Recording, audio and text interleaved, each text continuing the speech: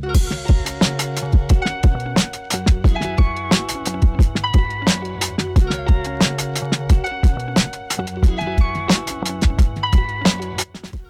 je suis ravie de vous retrouver pour ce 6e épisode de Conversation avec un dirigeant. Nous accueillons aujourd'hui Pascal Guillon-Delis, qui est avocat au barreau de Senlis et qui a exercé toute sa carrière dans le droit du travail. Elle va nous parler des droits de l'employeur en 2025. Bonjour Pascal, je suis ravie de te recevoir pour ce 6e épisode de Conversation avec un dirigeant. Alors Pascal, tu accompagnes depuis de très nombreuses années les employeurs en droit du travail. Est-ce que tu peux nous parler en 2025 des 3 obligations ou des risques, des zones de risque juridiques majeures pour un dirigeant face au Code du travail ? La première, toutes ces zones ont déjà existé, existent depuis plus longtemps. C'est les conséquences qui, avec l'évolution de la réglementation, se sont aggravées pour l'employeur.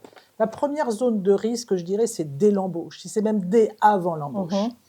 Je vois encore beaucoup trop de dirigeants qui engagent, qui lancent l'opération de recrutement avec annonce, sélection de candidats, premier entretien et même, à la limite, le début du contrat de travail sans avoir justement rédigé les contrats de travail, sans avoir préparé les différentes clauses, sans savoir ce qu'ils vont proposer au niveau des obligations aux salariés en toute transparence et sans leur avoir proposé ce qu'ils attendaient d'eux. Leur avoir exposé les exigences de l'activité en termes juridiques. Donc on arrive la plupart du temps sur des confusions, des non-dits, le salarié qui découvre qu'il a une clause de non-concurrence après coup, qui découvre qu'il a un préavis plus important ou renouvelable. Ça jette un petit peu l'opprobre sur les attentes de l'entreprise, ça jette le doute, le manque de confiance, et voilà. Ça, c'est vraiment le premier écueil. Le deuxième, c'est durant l'exécution du contrat de travail. Et là, c'est directement un manquement de l'employeur dans l'accompagnement du salarié. Là, les employeurs oublient que accompagner, ce n'est pas paterniser, ce n'est pas coucouner, mais c'est vraiment contrôler l'activité du salarié. On ne parle pas de harcèlement, on ne parle pas de flicage, mais dans l'accompagnement, il y a un contrôle régulier, objectif, qui fait partie du quotidien et qui normalement est très bien vécu par le salarié puisqu'il lui fixe, encore une fois en toute transparence, les rails de son activité, les repères de son activité quasi quotidienne. D'accord. Et puis la dernière zone, bien évidemment, c'est celle à laquelle tout le monde pense, c'est la rupture du contrat. Et de façon symptomatique, on a toujours un employeur qui oscille entre la peur de licencier, je n'ai pas de quoi le licencier, ou l'impulsivité de se débarrasser d'un collaborateur pour lequel on a attendu de ne plus pouvoir le supporter pour passer à l'action de la rupture du contrat de travail. Et dans ces cas-là, bien évidemment, on licencie sous l'impulsivité, dans l'émotionnel, et ça se passe forcément mal. Alors justement, et merci d'aborder ce sujet-là, qu'est-ce que tu dirais à un employeur qui aurait peur de recruter parce qu'il aurait peur de l'engagement qu'il va devoir prendre et des conséquences qui peuvent être lourdes financièrement quand il faut effectivement licencier? Et que dirais-tu aussi à celui qui redoute de licencier et laisse des situations s'aggraver? Alors, tout d'abord, il faut quand même que je dise que ça fait 30 ans, plus de 30 ans que je fais ce métier et ça fait 30 ans que j'entends dire les employeurs, de toute façon, je ne veux plus embaucher, ça coûte trop cher quand on licencie. Surtout, n'ayez pas peur. L'entreprise ne peut pas se développer et, dans la plupart des activités sans qu'il y ait un collectif de travail cohérent derrière et sans qu'il y ait une prise de risque à travailler avec un autre. Et là, c'est que de l'humain, ce n'est pas une science. Les ressources humaines ne sont pas une science exacte.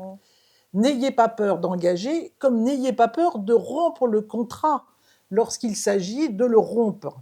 Simplement, quand on n'embauche pas sur un coup de cœur, eh bien, on ne licencie pas sur un coup de sang. On réfléchit et on n'est pas dans le limbique, on est dans le néocortex. Mais il n'y a pas plus de risque aujourd'hui qu'il y a même quelques années ou même quelques décennies.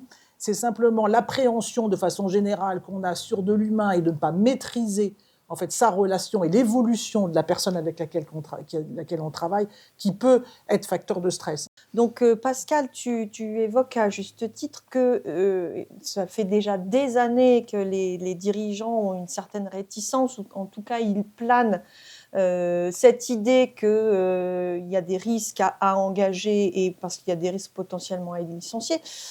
Mais en fait, lorsque tu parles du risque, de quoi parle-t-on exactement? C'est du risque contentieux. C'est du risque des prud'hommes, c'est du risque financier, puis du risque judiciaire. Donc ce risque judiciaire, il se maîtrise, il faut se faire correctement accompagner, mais il n'y a pas davantage de risque qu'il y a quelques années à embaucher. Et puis surtout, c'est qu'on a besoin du collectif, on a besoin du salariat, la valeur humaine dans une entreprise, c'est ce qui fait d'ailleurs la plupart du temps la valeur ajoutée financière à terme de l'entreprise. Donc n'ayez pas peur d'embaucher, et allez jusqu'au bout de votre responsabilité lorsqu'il s'agit de se séparer. Le contrat de travail a un début et une fin, ça fait partie de la vie. Ce qu'il faut, c'est ne pas le gérer dans l'émotionnel. Et puis surtout, il faut dédramatiser. Alors, dans un monde où aujourd'hui les devoirs semblent primer sur les droits du dirigeant, une question qui demeure: de quel droit un dirigeant aujourd'hui dispose-t-il face au Code du travail? Parce qu'on parle très souvent du droit des salariés, mais de quel droit dispose le dirigeant aujourd'hui? Alors, le droit du travail sert aussi bien le salarié. Le droit du travail est le droit qui protège le salarié dans la relation du contrat de travail, qui est l'ensemble des règles juridiques entre une entreprise de droit privé et une personne qui va conclure le contrat de travail. Le Code du travail protège finalement le salarié, mais également est un véritable outil de management et une garantie pour l'employeur. Le droit du travail, c'est du droit civil. Donc, lorsque on conclut un contrat de travail, il y a des obligations pour l'employeur et des obligations pour le salarié. Pour autant, l'employeur, s'il maîtrise bien le Code du travail, c'est un outil formidable de gestion. Du contrat de travail et du Code du travail découle ce qu'on appelle le lien de subordination. Ça offre à l'employeur la possibilité pour lui de donner des instructions, et d'où anticiper à l'engagement, être clair sur ses attentes, mais également le droit de contrôler l'application de ces instructions et le respect de ces instructions de travail. C'est là qu'il y a souvent une espèce de dilettantisme chez l'employeur à suivre correctement et à adapter son contrôle, mais également le pouvoir de sanctionner.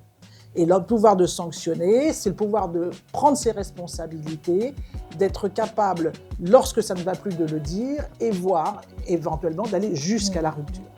Mais lorsque ces trois aspects du Code du travail, les trois aspects du droit du contrat de travail sont maîtrisés par l'employeur, alors le droit du travail est vraiment un excellent et très efficace outil de gestion. Merci Pascal. Merci à toi.